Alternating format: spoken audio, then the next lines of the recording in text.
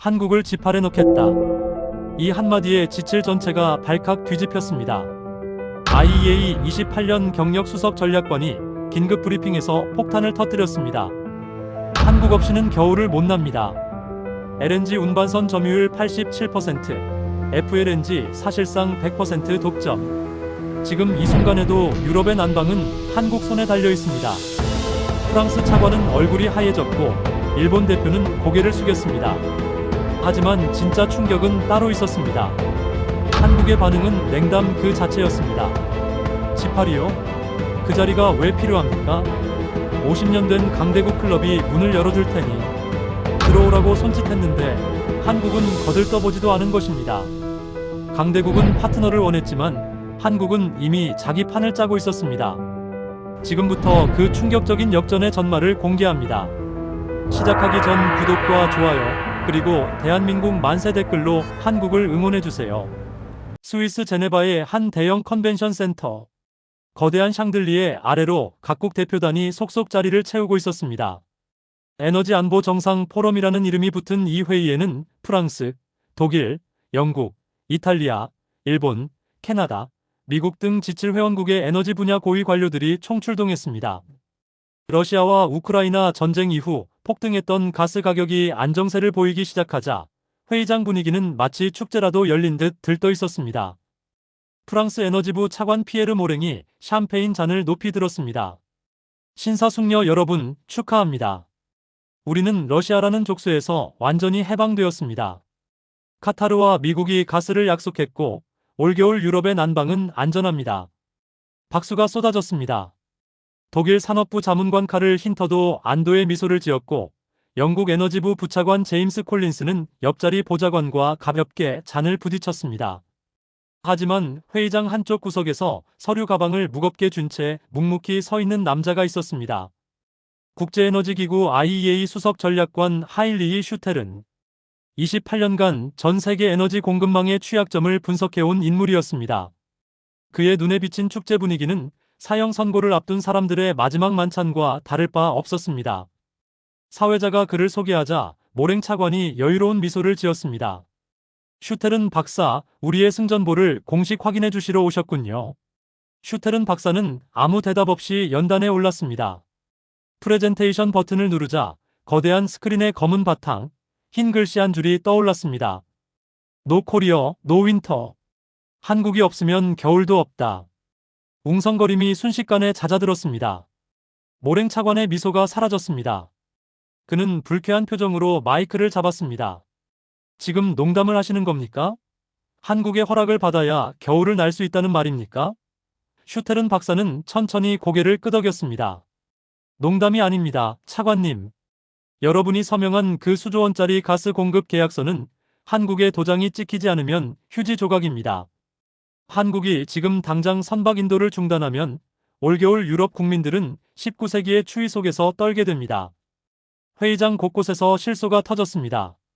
모랭 차관은 참을 수 없다는 듯 자리에서 벌떡 일어났습니다. 주객이 전도된 소리를 하고 있군요.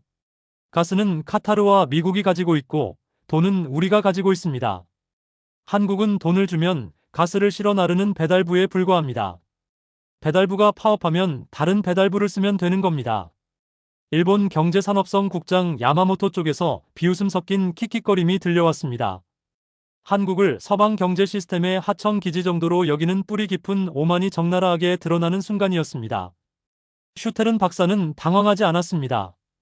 오히려 그들의 반응을 예상했다는 듯 냉정하게 다음 슬라이드를 넘겼습니다. 화면에 거대한 LNG 운반선의 단면도가 떠올랐고 붉은색 수치들이 강렬하게 빛났습니다. 차관님 말씀대로입니다.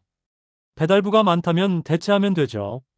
하지만 전 세계에서 그 배달 트럭을 만들 수 있는 곳이 사실상 한 곳뿐이라면 이야기가 완전히 달라집니다. 그는 레이저 포인터로 선박의 화물창 내부를 가리켰습니다. 액화 천연가스는 영하 163도의 극저온 상태로 운반해야 합니다.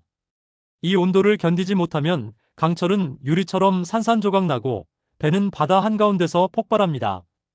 이 극저온을 다루는 기술을 멤브레인이라고 부릅니다. 현재 전 세계 바다를 누비는 LNG 운반선 CGT 기준 약 87%가 한국산입니다. 2025년 클락슨 리서치 데이터를 근거로 한 수치였습니다. 회의장 분위기가 조금씩 가라앉기 시작했습니다. 하지만 모랭 차관은 여전히 팔짱을 낀 채 코웃음을 쳤습니다. 87%라니 과장이 심하군요. 중국도 배를 만들고 일본도 조선 강국 아닙니까? 급하면 중국에 주문하면 됩니다. 슈테른 박사는 기다렸다는 듯 다음 영상을 재생했습니다. 2023년 호주 다윈 LNG 터미널에서 촬영된 뉴스 영상이었습니다. 중국 소유 LNG 운반선 하이룽호가 호주 터미널에서 발전기 고장을 일으켰습니다. 이 배 한 척이 터미널 입구를 막아버린 탓에 호주 최대 LNG 수출 기지가 일주일 가까이 마비되었습니다. 호주 해사 안전청은 이 선박을 항해 부적합 판정하고 6개월 입항 금지 처분을 내렸습니다. 3차례 예정된 LNG 선적이 전부 지연되었고 코노코필립스와 오리진 에너지가 생산량을 줄여야 했습니다. 화면 속에서 터미널에 꼼짝없이 박혀있는 선박을 보며 참석자들의 표정이 굳어지기 시작했습니다. 슈테른 박사는 영상을 멈추고 냉정하게 말을 이었습니다.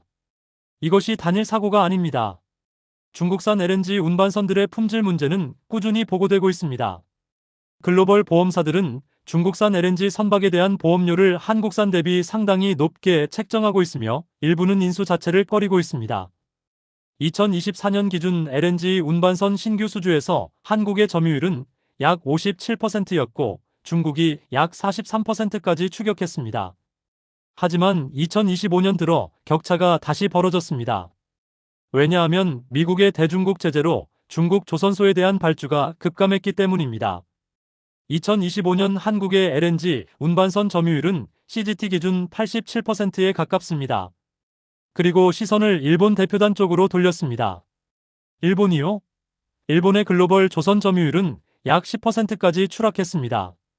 한때 35%를 넘던 세계 1위의 조선 강국이었습니다. 하지만 LNG선 시장에서 일본의 존재감은 거의 사라졌습니다. 도크는 노후화되었고 숙련 기술자들은 대부분 은퇴했습니다. 일본 조선소의 평균 노동자 연령이 50세를 넘습니다. 지금 당장 주문을 넣어도 배가 나오기까지 최소 5년입니다.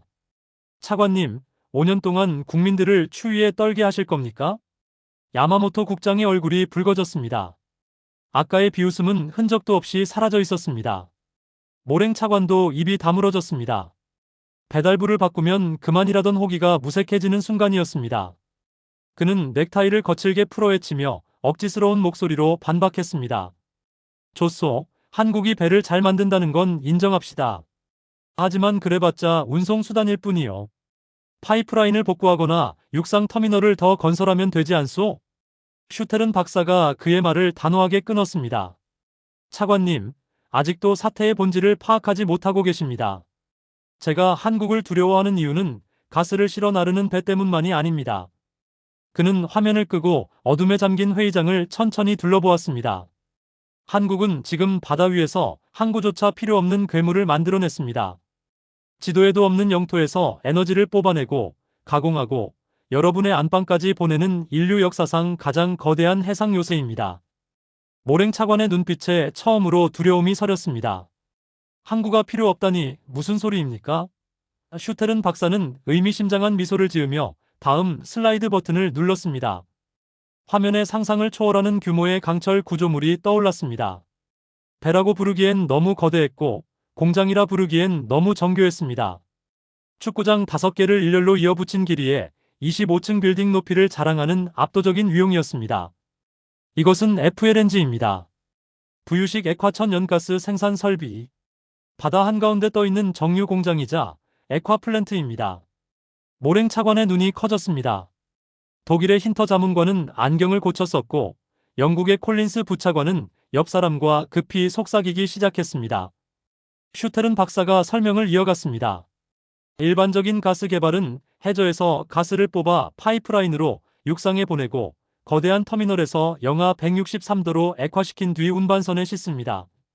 하지만 이 괴물은 다릅니다. 해저에서 가스를 뽑아내는 순간부터 액화, 저장, 선적까지 모든 과정을 바다 위에서 단독으로 처리합니다. 파이프라인이 필요 없습니다. 육상 터미널이 필요 없습니다. 항구조차 필요 없습니다. 모랭 차관이 의자에서 몸을 앞으로 기울였습니다. 그런 괴물이 실제로 존재한다는 겁니까? 슈테른 박사는 고개를 끄덕이며 영상을 재생했습니다.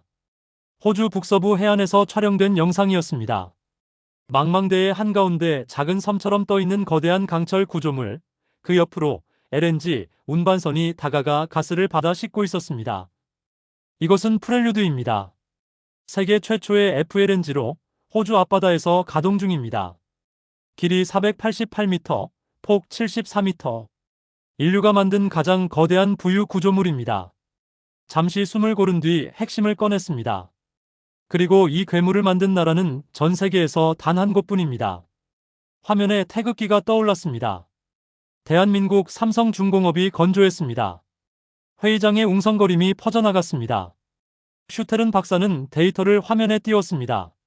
삼성중공업 한 곳이 전 세계 FLNG 건조 시장의 55% 이상을 점유하고 있습니다. 한국 조선소 전체를 합치면 사실상 이 시장을 독점하고 있는 셈입니다. 나머지 프로젝트들은 아직 설계 단계에 머물러 있습니다. 모랭 차관이 떨리는 목소리로 물었습니다. 그렇다면 우리가 새로 계약한 아프리카 가스전은? 슈테른 박사가 받았습니다. 모잠비크 코랄 사우스 프로젝트 말씀이시죠? 그 가스전의 FLNG도 한국이 건조하고 있습니다. 한국이 인도를 거부하면 그 수조원짜리 계약서는 휴지 조각이 됩니다. 모랭 차관의 얼굴에서 핏기가 사라졌습니다. 슈테른 박사는 공격을 멈추지 않았습니다. FLNG만이 아닙니다. 원유를 다루는 FPSO도 마찬가지입니다. 화면에 또 다른 거대 구조물이 떠올랐습니다. FPSO, 부유식 원유 생산 저장 하역 설비. 해저에서 원유를 뽑아내 저장하고 운반선에 싣는 해상 플랫폼입니다. 북해 유전, 브라질 심해 유전, 서아프리카 유전, 이 모든 곳에서 FPSO가 가동되고 있습니다. 전 세계 FPSO 신규 건조의 상당 부분이 한국에서 이루어지고 있으며 최신형 초대형 FPSO는 한국이 거의 독점하고 있습니다. 그리고 회의장을 천천히 둘러보았습니다. 여러분은 러시아 파이프라인에서 벗어났다고 자축하셨습니다. 하지만 현실을 직시하십시오. 파이프라인 대신 여러분이 선택한 것은 바다입니다. 그리고 그 바다 위의 모든 에너지 인프라는 한국이 지배하고 있습니다. 러시아의 족쇄에서 벗어나 한국의 품 안으로 들어온 것입니다. 다만 여러분이 그 사실을 몰랐을 뿐이죠. 무거운 침묵이 회의장을 짓눌렀습니다.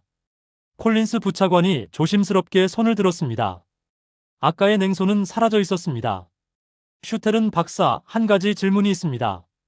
한국이 이런 괴물들을 만들 수 있다는 건 인정합니다. 하지만 왜 한국만 가능한 겁니까?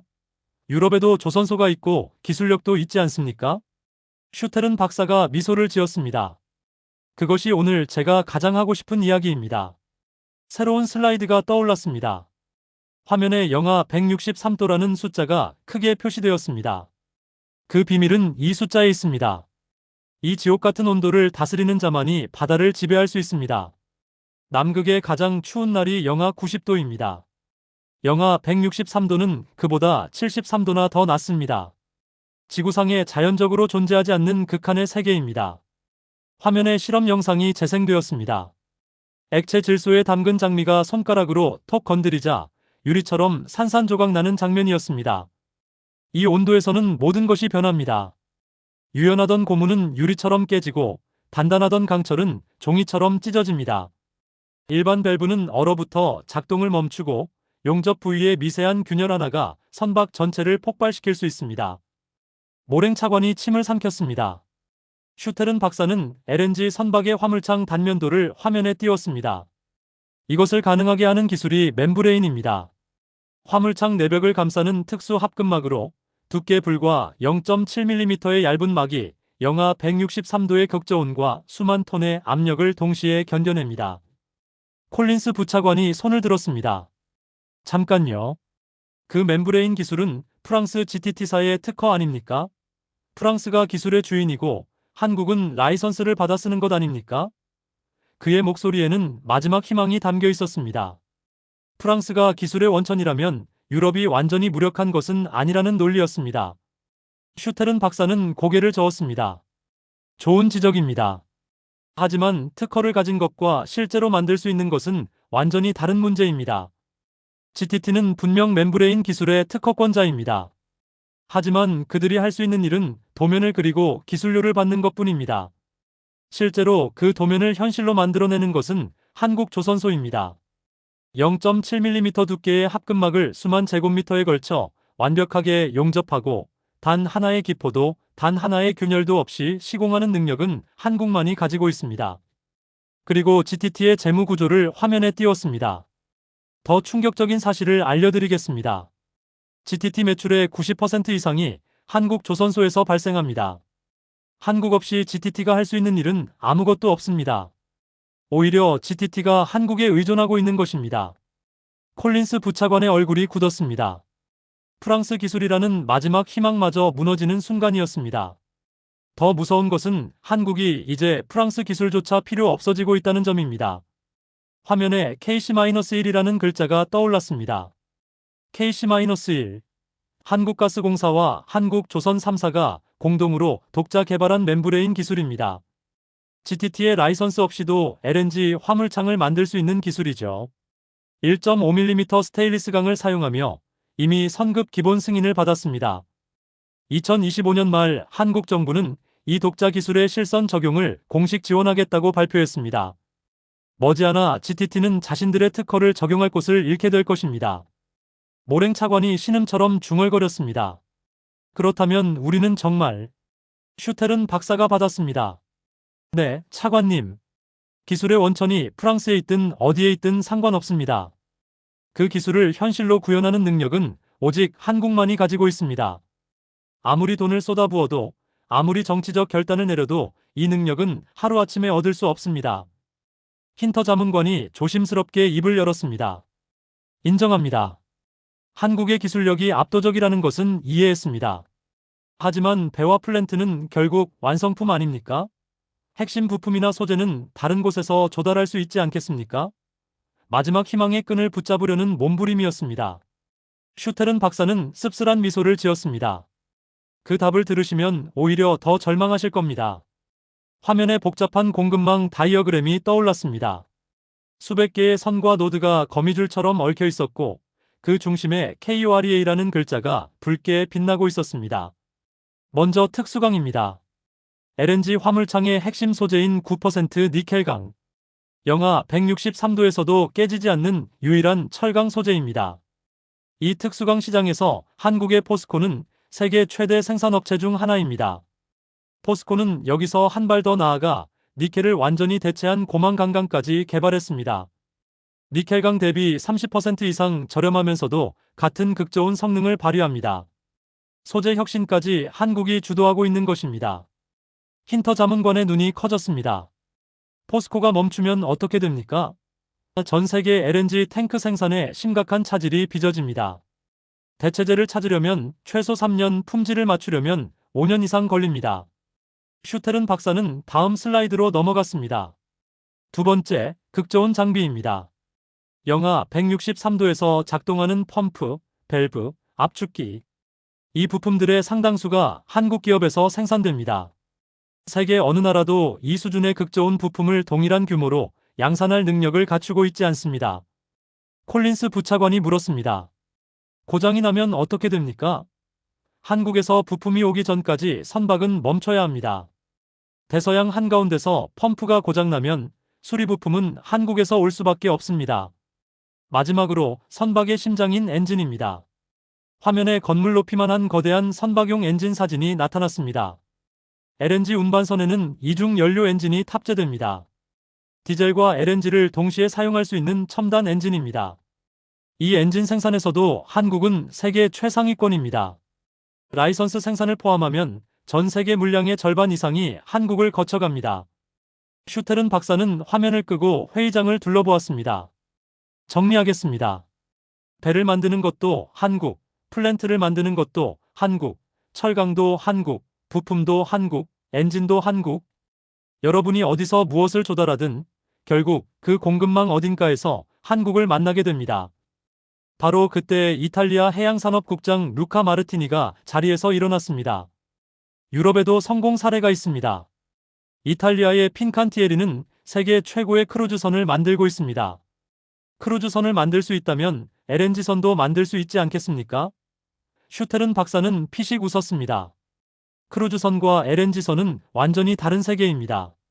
크루즈선은 기술적으로 호텔을 배 위에 올려놓은 것입니다. LNG선은 영하 163도를 다루는 첨단 플랜트입니다. 핀칸티에리가 과거 LNG선 시장 진출을 시도한 적이 있습니다. 수천억 원을 투자해 설비를 갖추고 첫 수주를 따냈습니다. 하지만 건조 과정에서 수백 건의 품질 문제가 터졌습니다. 예정보다 2년 늦게 인도했고 막대한 손실을 입은 뒤 사업을 포기했습니다. 마르티니 국장이 자리에 털썩 주저앉았습니다. 모랭 차관이 절망적인 목소리로 물었습니다. 자체 개발은 정말 불가능하단 말입니까? 슈테른 박사는 잠시 생각에 잠겼다가 입을 열었습니다. 불가능하지는 않습니다. 모랭 차관의 눈에 희망이 스쳤습니다. 하지만 조건이 있습니다. 여러분이 현재 기술을 따라잡는 데 10년이 걸린다면 그 10년 동안 한국은 이미 다음 세대 기술을 개발해 있을 것입니다. 그리고 그 10년 동안, 20년 동안 여러분의 에너지 안보는 완전히 한국에 달려 있습니다. 한국이 협력하면 겨울은 따뜻하고 한국이 등을 돌리면 겨울은 얼어붙습니다. 무거운 침묵이 회의장을 짓눌렀습니다. 슈테른 박사는 조용히 말했습니다. 이것은 단순한 기술의 문제가 아닙니다. 수십 년간 수천 척의 배를 만들면서 축적된 경험, 도면에는 적히지 않는 숙련 기술자들의 손끝 감각, 세대를 거쳐 전수된 암묵지의 총합입니다. 조선소 하나를 중심으로 수천 개의 전문 협력업체가 생태계를 이루고 있습니다. 용접, 도장, 배관, 전기, 의장, 각 분야의 최고 전문가들이 반경 수십 킬로미터 안에 모여 있습니다. 부품 하나가 필요하면 1시간 내에 도착합니다. 기술 문제가 생기면 그날 오후에 전문가가 현장에 옵니다. 이 생태계는 수십 년에 걸쳐 자연스럽게 형성된 것입니다. 돈을 쏟아부어서 만들 수 있는 것이 아닙니다. 힌터 자문관이 마지막으로 물었습니다. 인건비는 어떻습니까? 한국의 가격 경쟁력은 결국 저임금 때문 아닙니까? 슈테른 박사는 임금 비교 데이터를 화면에 띄웠습니다. 이것이 가장 흔한 오해입니다. 한국 조선소 숙련 용접공의 연봉은 9천만 원을 넘습니다. 유로로 환산하면 약 6만 유로입니다. 독일 조선소 노동자와 비교해 보십시오. 거의 차이가 없습니다. 비밀은 시간입니다. 같은 LNG선을 만드는데 한국은 24개월이 걸립니다.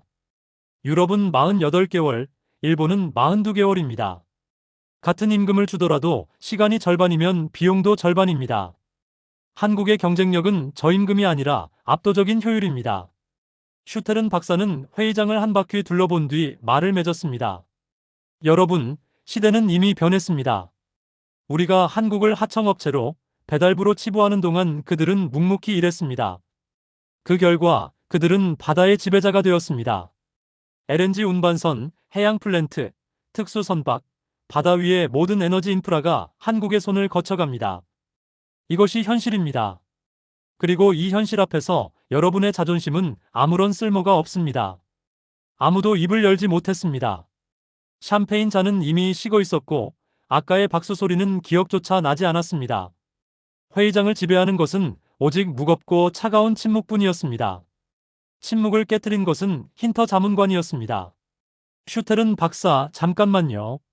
그는 자리에서 천천히 일어났습니다. 목소리는 차분했지만 단단했습니다. 당신의 분석은 인상적입니다. 한국의 조선 능력이 압도적이라는 것 인정합니다. 하지만 이것이 이론적인 분석에 불과하다면 어떻습니까? 실제로 한국이 유럽의 에너지를 인질로 잡은 적이 있습니까? 한국이 정말로 그런 힘을 행사한 사례가 있느냐는 겁니다. 슈테른 박사의 표정이 달라졌습니다. 분석가의 냉정함 대신 무거운 감정이 눈빛에 서렸습니다. 힌터 자문관님, 2022년 겨울을 기억하십니까? 회의장이 조용해졌습니다. 2022년이라는 단어만으로도 유럽 대표단의 얼굴에 그림자가 드리워졌습니다. 그 겨울의 악몽은 누구에게나 생생했습니다. 러시아가 노르트 스트림 파이프라인의 밸브를 잠근 날 유럽 전역이 패닉에 빠졌습니다. 화면에 당시 뉴스 영상들이 흘러나왔습니다. 치솟는 가스 가격 그래프, 난방비 폭탄에 분노하는 시민들, 긴급회의를 소집하는 각국 정상들. 가스 가격은 메가와트 시당 30유로에서 300유로를 돌파했습니다. 10배 가까이 폭등한 겁니다. 슈테른 박사는 당시의 참혹한 상황을 하나씩 짚어갔습니다. 독일에서는 공장들이 줄줄이 가동을 멈췄습니다. 바스프, 티센크루프 같은 대기업들이 생산 라인을 중단했습니다. 에너지 비용이 너무 높아서 물건을 만들수록 손해였기 때문입니다. 힌터 자문관의 얼굴이 굳었습니다. 독일의 산업 심장이 멈춰 섰던 그때의 기억이 되살아나는 듯했습니다. 영국에서는 더 비극적인 일이 벌어졌습니다. 슈테른 박사의 목소리가 낮아졌습니다. 난방비를 감당할 수 없어 히터를 끈 노인들이 저체온증으로 사망했습니다. 난방이냐 식사냐, 영국의 노인들은 둘 중 하나를 선택해야 했습니다. 콜린스 부차관이 시선을 내렸습니다. 그 겨울, 영국 의회에서 매일같이 터져나온 분노의 질의응답이 떠올랐을 것입니다. 프랑스는 원자력 발전소 정비 문제까지 겹치면서 역사상 처음으로 전력 수입국으로 전락했습니다. 이탈리아는 가스 배급제를 검토했고 시민들에게 난방 온도를 19도 이하로 낮추라는 권고가 내려졌습니다. 화면에 당시 유럽 거리의 사진들이 떠올랐습니다. 정부 청사 앞에서 시위하는 시민들, 빈 가게가 늘어선 상점가, 불 꺼진 공장 굴뚝. 유럽 전체가 공포에 떨었던 순간이었습니다. 슈테른 박사가 회의장을 천천히 둘러보았습니다. 그때 유럽을 구한 것이 무엇이었는지 기억하십니까? 아무도 대답하지 않았습니다. 카타르의 가스였습니까? 미국의 셰일 가스였습니까? 그는 고개를 저었습니다. 아닙니다. 그것들은 계약서에 적힌 숫자에 불과했습니다. 문제는 그 가스를 유럽까지 실어 나를 배가 없었다는 것입니다. 당시 선박 현황이 화면에 떠올랐습니다. 2022년 당시 전 세계 LNG 운반선은 약 600척이었습니다. 그중 90%가 장기 계약에 묶여 있었습니다. 아시아 노선, 중동 노선에 배정된 배들은 움직일 수 없었습니다.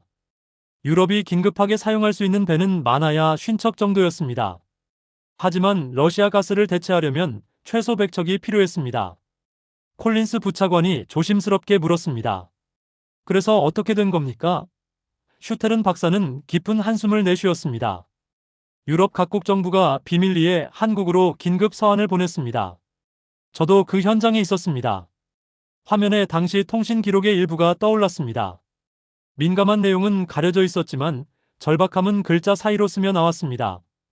건조 중인 선박이라도 먼저 보내달라. 시운전이 끝나지 않은 배라도 좋다. 비용은 얼마든지 부담하겠다. 유럽 에너지 장관들의 비밀 서한이 한국으로 날아갔습니다. 슈테른 박사는 모랭 차관을 바라보았습니다. 차관님의 전임자도 그 서한에 서명하셨습니다. 모랭 차관이 고개를 숙였습니다. 부인할 수 없는 사실이었습니다. 저는 당시 유럽 에너지기구 대표단의 일원으로 한국 거제도 조선소를 방문했습니다. 슈테른 박사의 목소리에 감정이 실리기 시작했습니다. 비행기에서 내려 조선소로 향하는 길, 저는 충격을 받았습니다. 밤 11시였습니다. 하지만 조선소는 대낮처럼 밝았습니다. 수천 개의 조명이 거대한 선박들을 비추고 있었고 용접 불꽃이 밤하늘을 수놓고 있었습니다. 24시간 3교대, 한국 조선소는 잠들지 않았습니다. 화면에 밤하늘 아래 불을 밝힌 거대한 조선소 사진이 떠올랐습니다.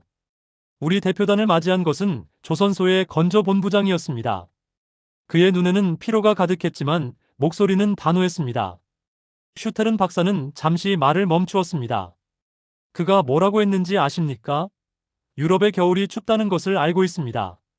우리가 할 수 있는 모든 것을 하겠습니다. 회의장에 무거운 정적이 흘렀습니다. 슈테른 박사는 조선소를 둘러보던 그날 밤의 기억을 이어갔습니다. 저는 새벽에 용접 현장을 찾아갔습니다. 영하 163도를 견뎌야 하는 화물창, 0.7mm 두께의 합금막, 단 하나의 기포도, 단 하나의 균열도 허용되지 않는 작업이었습니다. 용접공들은 묵묵히 일하고 있었습니다. 새벽 3시에도 4시에도 보호 마스크 뒤로 땀이 흘러내리고 있었지만 손은 흔들리지 않았습니다. 슈테른 박사의 목소리가 낮아졌습니다. 저는 한 용접공에게 다가가 물었습니다. 힘들지 않느냐고. 회의장이 조용해졌습니다. 그 용접공은 29살이었습니다. 2달째 집에 가지 못하고 있었습니다. 갓 태어난 아이가 집에서 기다리고 있었지만 조선소 기숙사에서 살며 매일 12시간씩 일하고 있었습니다. 그가 이렇게 대답했습니다. 슈테른 박사가 잠시 숨을 골랐습니다. 유럽 사람들이 추위에 떨고 있다고 들었습니다. 우리 배가 빨리 가야 그 사람들이 따뜻해질 수 있습니다. 그러니까 힘들어도 해야죠. 모랭 차관의 눈가가 붉어졌습니다. 그는 고개를 돌려 시선을 피했습니다. 슈테른 박사는 한 발 더 나아갔습니다. 한국 조선소들은 결단을 내렸습니다. 자국 해운사에 인도할 물량을 뒤로 미루고 유럽 물량을 우선 처리했습니다. 화면에 당시 건조 일정 변경 자료가 떠올랐습니다. 당연히 한국 해운사들은 불만을 표시했습니다. 하지만 조선소는 설득했습니다. 지금 유럽이 급합니다. 우리가 도와주지 않으면 그들의 겨울은 재앙이 됩니다. 조금만 양해해 주십시오. 한국 해운사들도 결국 동의했습니다. 결과를 보여드리겠습니다. 화면에 숫자가 떠올랐습니다. 예정에 없던 선박 10척이 6개월 만에 추가 인도되었습니다. 원래 일정대로라면 1년 이상 걸렸을 배들이었습니다. 이 10척의 배가 카타르에서, 미국에서, 나이지리아에서 가스를 실어 대서양을 건넜습니다. 이 10척이 없었다면 어떻게 되었을까요? 슈테른 박사는 시뮬레이션 자료를 화면에 띄웠습니다. IEA 자체 분석 결과입니다. 만약 이 추가 공급이 없었다면 2022년 12월 유럽의 가스 저장량은 20% 아래로 떨어졌을 것입니다. 그는 잠시 말을 끊었습니다. 20%가 무엇을 의미하는지 아십니까? 산업시설 전면 중단, 가정용 난방 배급제 실시, 병원과 학교를 제외한 모든 공공시설 난방 중단. 문명의 후퇴입니다. 힌터 자문관이 떨리는 목소리로 물었습니다. 실제로는 어떻게 되었습니까? 슈테른 박사가 대답했습니다. 2022년 12월 31일 기준 유럽의 가스 저장량은 83%였습니다. 20%가 아니라 83%입니다. 이것은 기적이 아닙니다. 한국 조선소 노동자들이 밤잠을 줄여가며 만들어낸 결과입니다. 힌터 자문관이 다시 물었습니다. 한국은 그렇게까지 해줄 이유가 없었을 텐데요. 왜 그런 결정을 한 겁니까? 이 질문에 슈테른 박사의 표정이 복잡해졌습니다. 저도 같은 질문을 했습니다. 솔직히 말씀드리면 저는 한국이 조건을 걸 것이라고 확신했습니다. 국제관계에서 상대방의 목줄을 쥐었을 때 최대한 뽑아내는 것이 합리적인 선택이니까요. 그는 한국이 요구할 수 있었던 것들을 하나씩 나열했습니다. 첫째, 가격입니다. 수요는 폭발하고 공급은 한국만 가능한 상황이었습니다. 선박 가격을 2배, 3배로 올려도 유럽은 울며 겨자 먹기로 계약했을 것입니다. 둘째, 정치적 조건입니다. 유럽의 대아시아 외교에서 한국 편을 들어달라고 요구할 수 있었습니다. 한유럽 FTA 재협상을 한국에 유리하게 이끌 수 있었습니다. 셋째, 기술 이전입니다. 유럽의 항공우주, 방위산업, 반도체 장비 기술을 한국에 넘기라고 요구할 수 있는 위치였습니다. 슈테른 박사는 회의장을 둘러보았습니다. 여러분이라면 어떻게 하셨겠습니까? 아무도 대답하지 않았습니다. 하지만 그들의 표정이 모든 것을 말해주고 있었습니다. 그들이라면 분명 그렇게 했을 것입니다. 하지만 한국은 그러지 않았습니다. 슈테른 박사가 조선소 건조본부장의 대답을 전했습니다. 그는 이렇게 말했습니다. 우리가 배를 만드는 이유는 돈을 벌기 위해서만이 아닙니다. 우리가 만든 배가 세계 경제를 움직이고 사람들의 삶을 지탱합니다. 그 책임을 다하는 것이 우리의 자부심입니다. 그들의 약점을 이용해서 이익을 취하는 것은 우리의 방식이 아닙니다.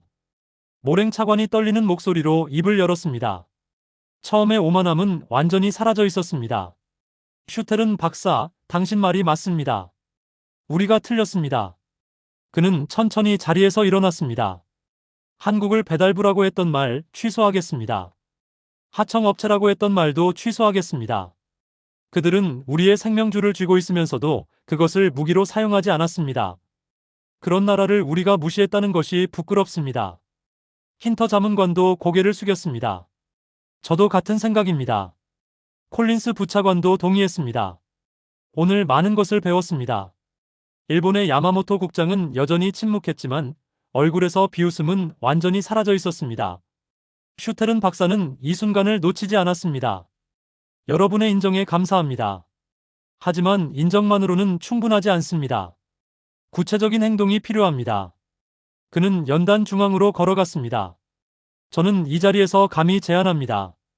지칠은 한국을 에너지 안보 협력의 핵심 파트너로 공식 인정해야 합니다. 더 나아가 지칠 에너지 분과에서 한국을 정식 멤버로 초청하는 방안, 사실상 지파르로의 확대를 진지하게 검토해야 합니다. 웅성거림이 퍼져나갔습니다. 이것은 저 혼자만의 주장이 아닙니다. 슈테른 박사는 추가 자료를 화면에 띄웠습니다. 미국 전략국제문제연구소 CSIS는 2024년 보고서에서 지치를 호주와 한국으로 확대할 것을 공식 제안했습니다. 신뢰성과 실행력을 동시에 갖춘 나라로 한국을 지목했습니다. 프랑스 국제관계연구소 IFRI는 2025년 보고서에서 한국의 지칠 가입이 다자주의와 협력을 강화할 것이라고 분석했습니다. 카네기 국제평화재단 역시 한국이 지칠의 다음 멤버가 되어야 한다는 보고서를 발표했습니다.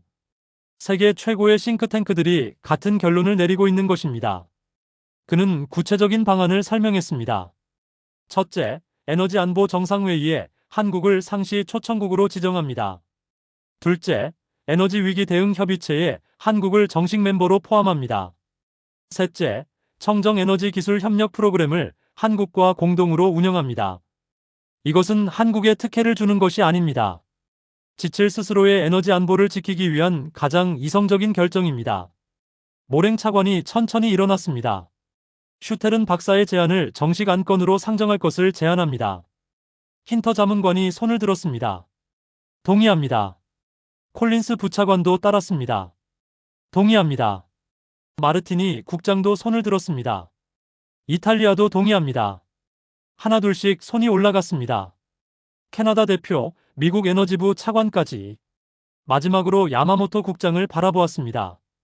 그는 잠시 망설이더니 천천히 손을 들었습니다. 일본도 동의합니다. 그의 목소리는 작았지만 의미는 컸습니다. 한때 조선 세계 1위였던 나라가 한국의 위상을 공식적으로 인정하는 순간이었습니다. 회의장에 안도와 결의가 뒤섞인 분위기가 퍼져나갔습니다. 지칠이 마침내 한국이라는 현실을 직시하고 그 현실에 대응하겠다는 의지를 보인 것입니다. 하지만 이 순간 회의장 밖에서는 전혀 다른 바람이 불고 있었습니다. 포럼이 끝난 직후 슈테른 박사는 한국 측 반응을 확인하기 위해 서울과 접촉했습니다. 지칠이 한국을 G8의 멤버로 초청하겠다는 공식 의사를 타진한 것입니다. 그는 한국이 당연히 환영할 것이라고 예상했습니다. 강대국 클럽의 문이 열리는데 거절할 나라가 어디 있겠습니까? 하지만 돌아온 반응은 예상을 완전히 벗어났습니다. 한국산업통상부의 한 고위 관계자는 비공식 채널을 통해 이렇게 전했습니다. 지칠의 관심에 감사드립니다. 하지만 한국은 현재 지칠 가입을 적극적으로 추진할 계획이 없습니다. 우리에게는 이미 우리만의 방식이 있습니다. 슈테른 박사는 귀를 의심했습니다. 50년 된 강대국 클럽이 문을 열어주겠다고 손짓했는데 한국은 거들떠보지도 않은 것입니다. 그는 즉시 추가 확인에 나섰습니다. 한국 외교부, 산업부, 해양수산부의 비공식 의견을 종합한 결과 한국의 입장은 명확했습니다. 지칠이라는 틀 자체가 한국에게 매력적이지 않다는 것이었습니다. 한국 측의 논리는 이러했습니다. 지칠은 1975년에 만들어진 체제입니다. 냉전 시대의 산물이죠. 50년이 지난 지금 세계 경제의 지형은 완전히 달라졌습니다. 지칠 회원국들의 글로벌 GDP 비중은 갈수록 줄어들고 있습니다. 한국이 이 테이블에 앉는다고 해서 얻을 수 있는 실질적 이익이 무엇입니까? 상징적 위상 격상은 있을 수 있습니다. 하지만 한국은 상징보다 실리를 택하는 나라입니다. 슈테른 박사가 다시 물었습니다. 그렇다면 한국은 어떤 방식을 원하는 겁니까? 한국 측 관계자의 대답은 이러했습니다. 한국은 이미 전 세계와 양자 협력을 확대하고 있습니다. 카타르, 호주, 모잠비크, 캐나다와 에너지 분야 직접 협력 체제를 구축하고 있습니다. 지칠이라는 다자, 틀을 거칠 필요 없이 한국이 직접 에너지 생산국과 손을 잡는 겁니다. 배를 만드는 쪽이 한국이고 가스를 파는 쪽도 한국과 직접 거래하고 싶어 합니다. 중간에 지칠이 끼어들 이유가 없습니다. 슈테른 박사는 할 말을 잃었습니다. 그가 회의장에서 열변을 토하며 지칠에 한국을 포함시키자고 주장했을 때 한국은 이미 자기만의 판을 짜고 있었던 것입니다. 지칠이 한국을 필요로 하는 것이지 한국이 지칠을 필요로 하는 것이 아니었습니다. 실제로 2025년 6월 캐나다에서 열린 지칠 정상회의에 한국 대통령이 초청되었습니다. 한국 대통령은 에너지 안보와 AI 협력을 주제로 연설했고 청정 에너지 공급망 안정화에 관한 비전을 제시했습니다. 하지만 이것은 지칠 가입을 위한 발걸음이 아니었습니다. 한국은 초청국 자격으로 참석하면서도 자국의 에너지 기술 동맹을 별도로 추진하고 있었습니다.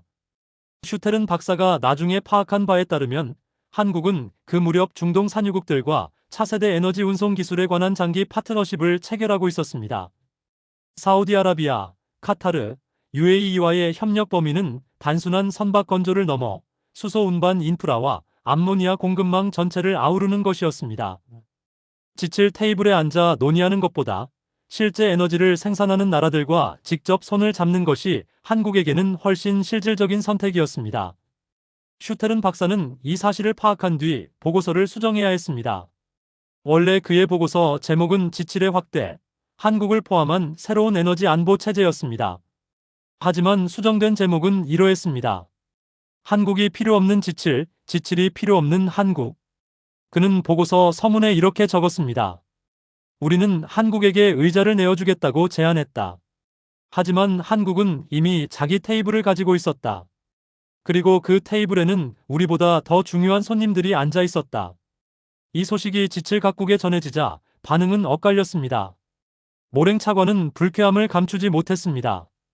우리가 문을 열어주겠다는데 거절한다니 오만한 것 아닙니까? 하지만 힌터 자문관은 달랐습니다. 그는 오히려 고개를 끄덕이며 말했습니다. 아닙니다. 한국의 판단이 맞습니다. 우리는 한국에게 의자를 내어주는 것이 호의라고 생각했습니다. 하지만 한국의 시각에서 보면 그 의자에 앉는 순간 지칠의 의무와 제약에 묶이게 됩니다. 한국은 자유로운 상태에서 전 세계와 직접 거래하는 것이 더 유리한 겁니다. 우리가 한국을 과소평가한 것이 아니라 한국의 위치를 과소평가한 겁니다. 콜린스 부차관은 더 냉정한 분석을 내놓았습니다. 생각해 보십시오. 지칠에 가입하면 한국은 러시아 제재, 중국 견제 등 지칠의 공동 입장에 묶이게 됩니다. 하지만 한국은 중국과도 거대한 교역 관계를 맺고 있고 러시아 가스전 프로젝트에도 참여하고 있습니다.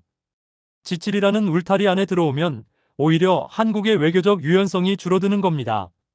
한국은 그 유연성이야말로 자신의 최대 무기라는 것을 잘 알고 있습니다. 슈테른 박사는 쓴웃음을 지었습니다. 그가 회의장에서 한국의 힘을 역설하며 지칠에 포함시키자고 열변을 토했을 때 이미 한국은 다른 차원에서 움직이고 있었던 것입니다. 지칠이 한국의 문을 두드렸지만 한국은 그 문을 열어줄 이유가 없었습니다. 오히려 지칠 각국이 한국의 문을 두드리며 양자 협력을 구걸하는 상황이 벌어지고 있었습니다. 독일은 한국-조선소와 수소운반선 공동개발 협약을 추진했고 프랑스는 GTT에 대한 한국의 의존도를 걱정하며 기술 협력 확대를 제안했습니다. 영국은 북해, 유전의 FPSO 건조를 한국에 의뢰하면서 장기 파트너십을 요청했습니다. 이탈리아는 지중해 가스전 개발에 한국 해양 플랜트 기술을 도입하겠다고 발표했습니다. 지칠 각국이 개별적으로 한국에 손을 내밀고 있었습니다. 슈테른 박사는 보고서의 마지막 부분에 이렇게 적었습니다. 2022년 겨울 한국은 유럽을 구했다. 조건 없이, 대가 없이. 그것은 한국의 선의였다. 하지만 선의가 영원히 지속될 것이라고 기대해서는 안 된다. 한국은 이미 자신의 가치를 정확히 알고 있다. 그리고 그 가치에 걸맞은 대우를 스스로 설계하고 있다. 지칠이 한국을 초대하는 시대는 끝났다. 이제는 지칠이 한국의 초대를 기다려야 하는 시대가 온 것이다. 슈테른 박사의 보고서가 지칠 각국 정부에 회람된 직후 예상치 못한 움직임이 포착되었습니다. 한국이 G8 제안을 사실상 거절했다는 소식이 전해지자 지칠 내부에서는 당혹감을 넘어 위기감이 번졌습니다. 한국을 품으려 했던 것이 아니라 한국에게 거절당한 것이라는 사실이 강대국들의 자존심에 깊은 상처를 남겼습니다. 하지만 자존심보다 더 절실한 문제가 있었습니다. 한국 없이는 에너지 안보가 성립하지 않는다는 현실이었습니다. 모랭 차관은 파리로 돌아간 뒤 긴급 보고를 올렸습니다. 한국이 지칠 가입을 원하지 않는다면 우리가 한국의 조건에 맞춰야 합니다. 양자 협력이든 별도의 에너지 동맹이든 한국이 원하는 형태를 먼저 파악해야 합니다. 프랑스는 즉시 한국산업통상부에 고위급 면담을 요청했습니다. 독일의 힌터 자문관은 더 직접적이었습니다. 그는 베를린으로 돌아가자마자 한국 대사관을 찾았습니다. 한국과 수소 운반선 공동 개발 프로젝트를 제안하고 싶습니다. 독일의 자본과 한국의 기술을 결합하는 형태입니다. 하지만 한국 대사관의 반응은 정중하되 서두르지 않는 것이었습니다. 좋은 제안입니다. 검토 후 연락드리겠습니다. 힌터 자문관은 그 짧은 대답에서 한국의 달라진 위상을 체감했습니다. 예전 같으면 독일이 손을 내밀면 한국이 달려왔을 것입니다. 하지만 지금은 한국이 여유롭게 선택하는 입장이 된 것입니다. 영국의 콜린스 부차관도 비슷한 경험을 했습니다. 북해 유전의 노후 FPSO를 교체해야 하는 상황에서 한국조선소에 신규 건조를 의뢰하려 했습니다. 하지만 한국조선소의 수주 잔량은 이미 3년치를 넘기고 있었습니다. 지금 계약하시면 인도는 2029년 이후가 될 것입니다. 콜린스 부차관은 난감한 표정을 지을 수밖에 없었습니다. 대안은 없었습니다. 유럽에는 이 규모의 FPSO를 건조할 조선소가 존재하지 않았고 중국에 맡기자니 품질과 보험 문제가 발목을 잡았습니다. 이 상황을 가장 냉정하게 분석한 것은 슈테른 박사였습니다. 그는 후속 보고서에서 한국이 지칠 제안을 거절한 진짜 이유를 세 가지로 정리했습니다. 첫째, 한국은 이미 지칠보다 더 실질적인 네트워크를 가지고 있습니다. 슈테른 박사는 한국의 에너지 외교 지도를 화면에 띄웠습니다. 한국에서 뻗어나간 선들이 카타르, 호주, 모잠비크, 캐나다, 사우디아라비아, UAE, 말레이시아, 인도네시아를 촘촘하게 연결하고 있었습니다. 한국은 에너지 생산국들과 직접 파트너십을 맺고 있습니다. 가스를 뽑아내는 나라, 그 가스를 실어 나를 배를 만드는 나라, 그리고 그 배를 운영하는 나라. 이 삼각구도에서 한국은 두 꼭지점을 동시에 차지하고 있습니다. 지칠이라는 중간 단계를 거칠 필요가 없는 것입니다. 둘째, 지칠 가입은 한국의 외교적 자유를 제한합니다. 슈테른 박사의 분석은 날카로웠습니다. 지칠에 가입하면 러시아 제재 공조, 중국 기술 규제 동참 등 공동 입장에 묶이게 됩니다. 하지만 한국은 전 세계 모든 진영과 거래하는 것이 국익에 부합합니다. 중동과도 동남아와도 중남미와도 에너지 협력을 확대해야 합니다. 지칠이라는 울타리가 오히려 한국의 발을 묶는 족쇄가 될 수 있습니다. 셋째, 한국은 이미 자기만의 미래를 설계하고 있습니다. 이 대목에서 슈테른 박사의 목소리에 탄복에 가까운 감정이 실렸습니다. 지칠이 현재의 에너지 위기를 논하는 동안 한국은 10년 뒤, 20년 뒤의 에너지 판도를 설계하고 있습니다. 그리고 그 설계도의 핵심에 세 가지 혁신 기술이 있습니다. 슈테른 박사는 새로운 슬라이드를 준비했습니다.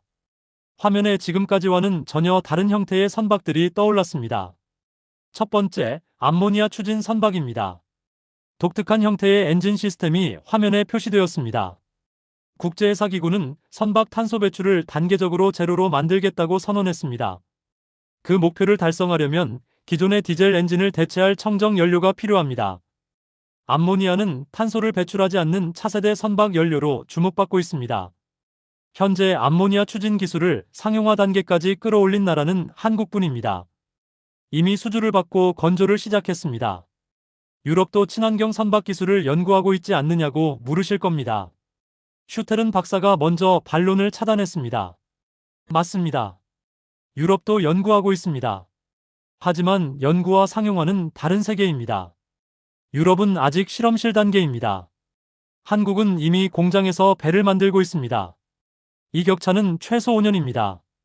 두 번째, 자율운항 선박입니다. 화면에 브리지에 사람이 없는 배의 이미지가 떠올랐습니다. 인공지능이 스스로 항로를 계산하고 장애물을 피하고 항구에 접안하는 배입니다. 선원 없이도 대양을 횡단할 수 있습니다. 한국은 이미 연안에서 자율운항 시험을 성공적으로 완료했습니다. 수년 내 완전 자율운항 선박을 상용화하겠다는 로드맵을 발표했습니다. 이 기술이 상용화되면 선박 운영 비용이 30% 이상 줄어듭니다. 인적 오류로 인한 해상 사고도 획기적으로 감소합니다. 세 번째, 그리고 가장 충격적인 것은 수소 운반선입니다. 화면에 독특한 형태의 탱크를 가진 선박이 나타났습니다. 수소는 미래 에너지의 핵심입니다. 하지만 수소를 대량으로 운반하려면 영하 253도까지 냉각해야 합니다. LNG보다 90도나 더 낮은 극한의 극저온입니다. LNG 운반을 위한 영하 163도도 인류가 정복하기까지 수십 년이 걸렸습니다. 영하 253도는 차원이 다른 기술적 도전입니다. 슈테른 박사는 잠시 말을 멈추고 회의장을 둘러보았습니다. 이 기술을 개발하고 있는 나라가 어디인지 아십니까? 아무도 대답하지 않았습니다. 한국입니다. 한국은 이미 수소 운반선의 기본 설계를 완료했습니다. 상용화를 목표로 개발을 가속하고 있습니다. 영하 163도의 세계를 정복한 한국이 이제 영하 253도의 세계까지 넘보고 있는 것입니다. 슈테른 박사의 분석은 여기서 멈추지 않았습니다. 암모니아 추진, 자율운항, 수소 운반. 이 세 가지가 미래 해운업의 3대 혁신입니다. 그리고 세 가지 모두에서 한국이 선두를 달리고 있습니다. 이것이 한국이 지칠 제안을 거절할 수 있는 진짜 이유입니다. 한국은 현재의 지배력에 안주하지 않고 미래의 지배력까지 설계하고 있습니다. 지칠이 현재를 논하는 동안 한국은 미래를 건설하고 있습니다. 지칠 테이블에 앉아서 논의할 시간에 한국은 조선소에서 미래를 만들고 있는 것입니다. 이 보고서가 공개된 뒤 지칠 내부의 분위기는 완전히 바뀌었습니다. 더 이상 한국을 초대하겠다는 이야기는 나오지 않았습니다. 대신 각국이 개별적으로 한국과의 관계를 강화하기 위해 경쟁하기 시작했습니다. 독일은 가장 빠르게 움직였습니다. 힌터 자문관은 한국산업부와의 면담에서 이렇게 말했습니다. 지칠이라는 틀에 묶이지 않아도 좋습니다.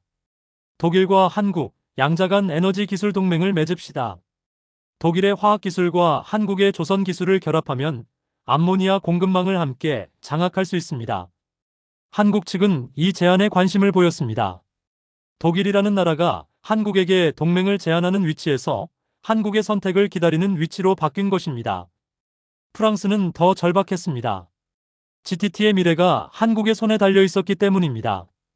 KC-1 독자 기술이 상용화되면 GTT의 수익 모델 자체가 무너질 수 있었습니다. 모랭 차관은 한국 측에 비밀리에 타진했습니다. GTT와 한국조선소 간의 기술력 구조를 한국에 유리하게 재조정할 용의가 있습니다. 대신 KC-1의 전면 상용화를 조금만 늦춰줄 수 없겠습니까? 이것은 사실상 프랑스가 한국의 협상을 구걸하는 것이었습니다. 기술의 특허권자가 기술의 실행자에게 무릎을 꿇는 전대미문의 상황이었습니다. 영국의 콜린스 부차관은 한 걸음 더 나아갔습니다. 그는 런던 에너지 포럼에서 공개적으로 발언했습니다. 영국은 한국과의 해양 에너지 파트너십을 최우선 외교 과제로 삼겠습니다. 한국의 조선 기술과 영국의 해양 금융을 결합하면 전 세계 에너지 인프라의 새로운 표준을 만들 수 있습니다. 이 발언은 사실상 영국이 한국을 동등한 파트너, 아니 그 이상의 존재로 공식 인정한 것이었습니다. 일본의 반응은 가장 복잡했습니다. 야마모토 국장은 도쿄로 돌아간 뒤 침묵했습니다. 한때 세계 1위 조선 강국이었던 일본이 한국의 지칠 가입을 찬성하는 것도 모자라 한국에게 거절까지 당하는 상황을 지켜봐야 했으니까요. 일본 경제산업성 내부에서는 자성의 목소리가 터져나왔습니다. 우리는 왜 이 지경이 되었는가? 한 내부 보고서의 제목이었습니다. 보고서는 일본이 2000년대 초반 고부가 가치 선박 대신 범용 선박에 집중했던 전략적 실수를 신랄하게 비판했습니다. 한국이 LNG선, 해양 플랜트에 올인할 때 일본은 중국과 바닥을 향한 가격 경쟁을 벌이고 있었습니다. 그 선택이 20년 뒤 이 결과를 만든 것입니다. 슈테른 박사는 이 모든 상황을 지켜보며 최종 보고서를 작성했습니다. 그 보고서의 결론부에는 이런 문장이 적혀 있었습니다. 한국의 조선 산업은 단순한 제조업이 아니다. 그것은 국가 전략이며 외교 무기이며 미래 에너지 질서의 설계도이다. 한국은 이 힘을 위협으로 사용하지 않는다. 그것이 오히려 더 무섭다. 위협이라면 대응할 수 있다. 하지만 선의로 포장된 절대적 지배력에는 대응할 방법이 없다. 그리고 보고서의 마지막 페이지에 이런 내용을 덧붙였습니다. 나는 제네바 회의장에서 한국을 지칠에 포함시키자고 주장했다. 하지만 돌이켜보면 그것은 오만한 발상이었다. 우리가 한국에게 자리를 내어주는 것이 아니었다. 한국이 우리 테이블에 앉아줄 이유를 우리가 만들어야 했던 것이다. 그리고 우리는 그 이유를 만들지 못했다. 슈텔은 박사가 보고서를 마감한 날 한 가지 소식이 더 전해졌습니다. 한국의 HD현대중공업이 세계 최초로 대형 암모니아 추진 LNG 운반선의 수주에 성공했다는 뉴스였습니다. 발주처는 유럽의 한 대형 에너지 기업이었습니다. 지칠이 한국의 현재를 논하는 사이 한국은 이미 미래의 첫 번째 주문서를 받아든 것입니다. 같은 시기 삼성중공업은 차세대 FLNG 설계를 완료했다는 발표를 했습니다. 기존 프렐류드보다 효율이 30% 이상 향상되었으며 액화 설비의 핵심 장비까지 국산화에 성공했다는 내용이었습니다. 프렐류드를 건조할 때만 해도 상부 액화 설비는 외국 기술에 의존했지만 이제 한국은 FLNG 전체를 독자 기술로 완성할 수 있는 단계에 도달한 것입니다. 포스코도 움직였습니다. 영하 253도 수소 운반에 필요한 극저온을 견딜 수 있는 차세대 특수강 개발에 성공했다는 소식이었습니다. LNG용 9% 니켈강을 넘어 수소 시대를 위한 소재 혁신까지 한국이 선점한 것입니다. 슈텔은 박사는 이 소식들을 접하며 중얼거렸습니다. 격차가 줄어들지 않는다. 오히려 벌어진다. 그의 예측은 정확했습니다. 지칠이 한국을 따라잡기 위한 투자 계획을 논의하는 동안 한국은 이미 다음 세대 기술로 달려가고 있었습니다. 현재를 쫓는 자와 미래를 만드는 자 사이의 간극은 시간이 갈수록 넓어질 수밖에 없었습니다. 슈텔은 박사는 보고서의 최종본을 IEA 이사회에 제출하기 전 마지막으로 한 문단을 추가했습니다. 이 보고서를 쓰면서 나는 한 가지를 깨달았다. 한국이 세계 조선업을 지배하게 된 것은 우연이 아니다. 그것은 수십 년간의 선택과 희생의 결과다. 한국의 용접공들은 새벽 3시에도 손을 멈추지 않았다. 한국의 엔지니어들은 영하 163도의 지옥에 도전하는 것을 멈추지 않았다. 한국의 기업들은 범용 선박의 안락함을 버리고 고부가 가치의 험로를 선택하는 것을 두려워하지 않았다. 그리고 한국은 상대방의 약점을 이용하는 대신 신뢰를 쌓는 것을 선택했다. 이 모든 것이 오늘의 한국을 만들었다. 나는 제네바 회의장에서 유럽 대표들에게 한국이 없으면 겨울도 없다고 경고했다. 그것은 사실이었다. 하지만 그보다 더 중요한 진실이 있다.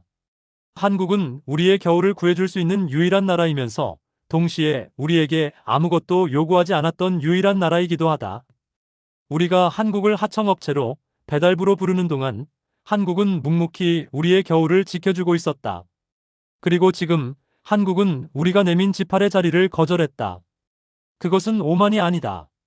그것은 자신감이다. 자신의 가치를 정확히 아는 자만이 가질 수 있는 조용한 자신감이다. 한국은 강대국의 테이블에 초대받기를 기다리는 나라가 아니다. 한국은 이미 자기 테이블의 주인이다. 그리고 그 테이블에 앉고 싶은 자가 줄을 서야 하는 시대가 왔다. 슈텔은 박사는 보고서의 맨 마지막에 처음 회의장에서 띄웠던 그 문장을 다시 적었습니다. 노 코리어, 노 윈터. 한국이 없으면 겨울도 없다. 하지만 이번에는 그 아래에 한 줄을 더 추가했습니다. 노 코리어, 노 퓨처. 한국이 없으면 미래도 없다. 그가 보고서에 마침표를 찍은 그 시각, 거제도 조선소에서는 여전히 용접 불꽃이 밤하늘을 수놓고 있었습니다. 새벽 3시, 보호 마스크 뒤로 땀이 흘러내리는 용접공의 손은 오늘도 흔들리지 않았습니다. 그는 자신이 만들고 있는 배가 누군가의 겨울을 따뜻하게 해줄 것이라는 사실을 알고 있었습니다. 그것이 한국이 바다를 지배하는 이유였습니다. 기술이 아니라 사람이었습니다. 이익이 아니라 책임이었습니다. 그리고 그 책임을 묵묵히 짊어지는 사람들이 있는 한 한국의 바다는 결코 얼어붙지 않을 것입니다. 자존심으로는 겨울을 날 수 없습니다. 진짜 실력 앞에서는 강대국도 고개를 숙입니다. 한국은 이제 선택받아야 할 나라가 아니라 외면할 수 없는 나라로서 세계 에너지 질서의 중심에 서 있습니다. 바다 위의 모든 에너지가 한국의 손을 거쳐갑니다. 50년 된 강대국 클럽이 문을 열어줄 테니 들어오라 했지만 한국은 웃으며 돌아섰습니다. 이미 자기 판이 있었으니까요. 그리고 그 판 위에는 강대국들이 줄을 서고 있었습니다.